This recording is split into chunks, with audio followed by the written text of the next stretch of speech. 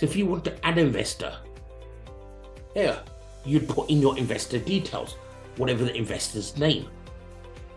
What sort of property is he, what sort of investment is he looking for? So you've been putting the email details here, mobile number, etc., where he lives, etc. as well. Under this section here, qualifying the investor. Now, the reason why this is very, very important section is because there's many people where they'll be coming up to you and they say, yes, right, yeah, we're looking for property, we want to make an investment, etc. But so you go and do all that work, asking around, etc. But when you go back to that so-called investor, oh, no, I'm not looking for something now, in about 6 months' time or next year. So you've done all that work, only to be finding out they're not ready to buy. So what we mean by qualifying the investor is, so you want to know, are they ready to buy? So you want to be presenting deals to people which are ready to buy now. And if it is in the future, okay, so you've got their details, so which in the future, what that they're looking for, right? Then you want to be asking them whether they're a cash buyer. So if they are a cash buyer, you want to see proof of funds, right? Because many people can turn around and say to you, yes, I'll buy out cash, but they haven't got the money. Okay, prove it to us, because you do not want to be going through all that work if they haven't got the money. So you want to be seeing a bank statement. Right, so now again, normally, right, minimum people turn around and say bank statement 3 months old. But in this case, I'd be wanting to see the latest bank statement, no later than a day old, right? Because they could have cleared the money out. If they are not a cash buyer, then you're going to want to see if they've got a mortgage decision in principle. So if they've got mortgage decision in principle, you want to be able to see the bank lender's letter. So then they will show you the bank lender's letter that, yes, we've got this. Normally, just a little tip, bank lender's letter, right? So banks normally tend to give you between 3 to 6 months to find a property. So it's very important for you to, when you're looking at that letter, how long have they got left before that offer expires, right? So then again, you want to be uploading that, putting it on here. If they are going to be buying in a joint venture partnership, again, you need confirmation letter. You need to receive all proofs. And again, it'd be useful information to know what is a partnership split. How will funding be raised? Do they have a deposit? It's important for you to know if they've got a deposit. How much is the deposit? Because again, if the deposit amount is not correct, if the deposit amount is less, then this could make a difference as well.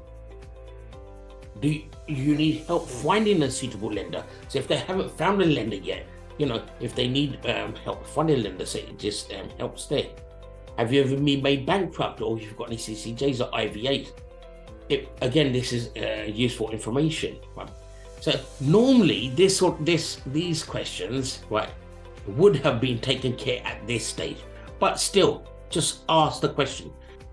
Request a copy of their credit file. So there's no harm in requesting a copy of their credit file, especially if you are going to be recommending them a mortgage broker, etc. as well. So this will be all useful information that you've got. In this section, we have all the investor buyer questions to ask, understand their needs and requirements. So you want to be able to understand, what is your buyer looking for? What does he want? What's his situation? So all the questions that you need to be asking, you'll be having here. So are you looking to buy immediately or in the future? Right. If you cannot buy it immediately, what is preventing you? So you want to know what's preventing them from buying. Is there anything you can help them with, or they haven't got the full funds or something? So you may be able to suggest joint venture partner with somebody else.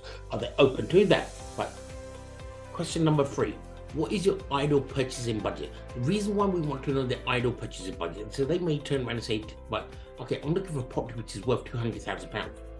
Then this is the more important question. So what is the absolute maximum? What's some absolute maximum that you could go to? So they'll say, look, I'm looking for something for about £200,000. But absolute maximum I could go to is maybe 220. So this is the figure that we'll be taking. So we're going to be offering everything to them, £220,000 and below.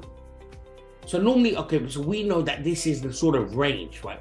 But the reason for this is because they may be, so sometimes, let's say, for example, they're saying that this is how much we want to spend. But they may have something which is £100,000.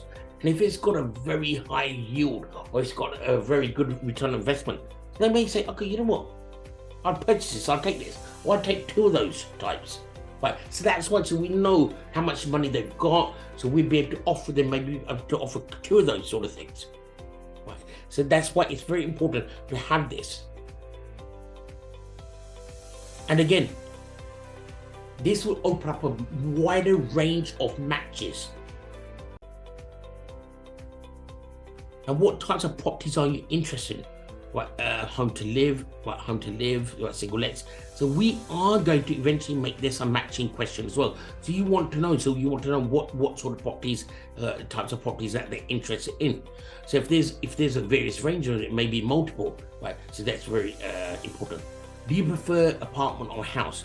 So again, some of them, they may turn around and say, oh, look, we only want an apartment, but because they prefer city centre off-plan developments, because they appreciate in value and they just like the fact that they're just new builds, etc.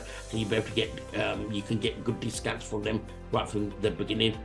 Some may be old school and they say, no, we want a house because a house is solid, but the houses tend to be better, but in terms of like capital appreciation, etc. as well, so they prefer that.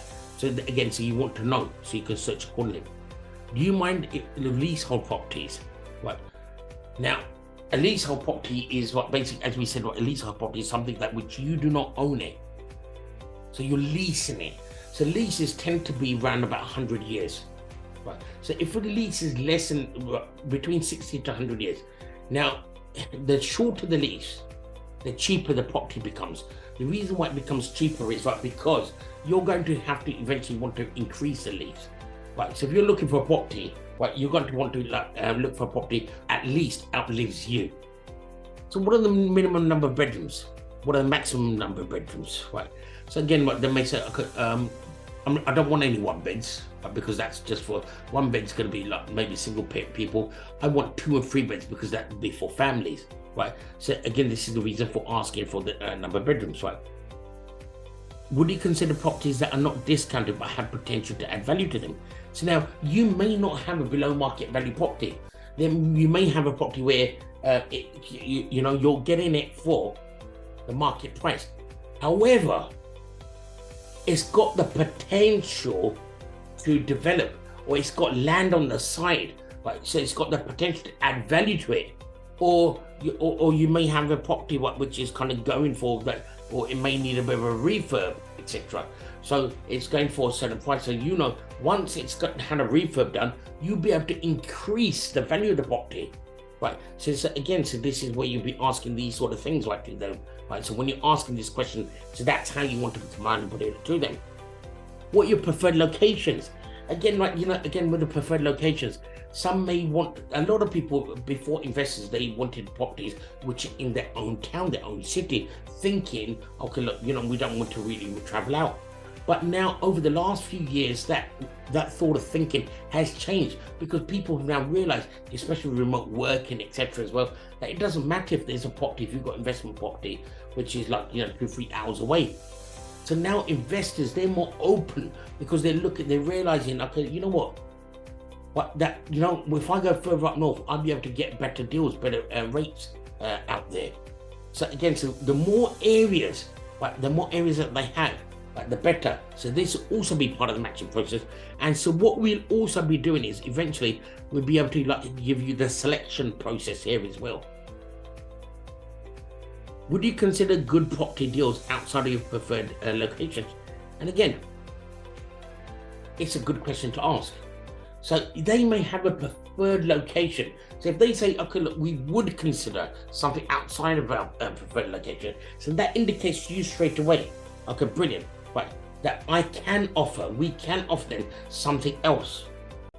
Realistically, how much percent discount are you looking for? So again, this is the matching question as well. So you want to know what is the discount that they're looking for, percent discount that they're looking for. What is the minimum amount of discount you would accept? But again, they're saying that this is the minimum amount, but so this is also part of the matching process. and again where you've got your viewed, etc. as well. So these are all straightforward questions. So you just kind of click on submit here. As you click on submit, this will all then, if you load this information, you click on submit, and immediately it gets loaded onto the system.